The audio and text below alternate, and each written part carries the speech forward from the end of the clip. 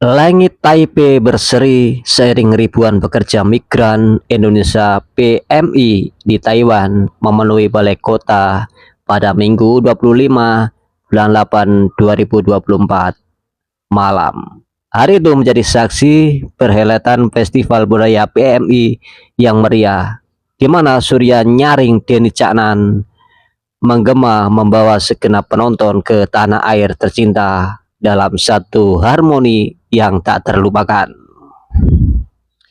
Suasana penuh dan kehangatan dan kerinduan ini kian terasa ketika sang penyanyi pop Jawa dan koplo asal Ngawi, Jawa Timur itu melantunkan lagu-lagu andalannya, membius penonton yang sudah lama mendambakan hiburan semacam ini. Denny Caknan dengan gaya khasnya yang sederhana namun memikat tampil mengenakan batik bernuansa tenang.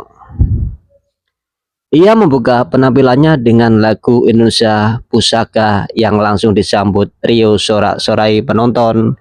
Suara penonton yang ikut bernyanyi bersama seolah-olah memecah batasan ruang dan waktu, membawa kembali kenangan akan tanah air yang mereka tinggalkan demi mengejar asa di negara orang. Tak mengherankan jika kehadiran Denny Caknan menjadi magnet utama acara ini. Penyanyi yang akrab dengan nada-nada koplo tersebut memang memiliki basis penggemar yang kuat di kalangan PMI di Taiwan. Lagu-lagu bertema sederhana yang menceritakan keseharian dan cinta begitu dekat dengan pengalaman para pekerja migran.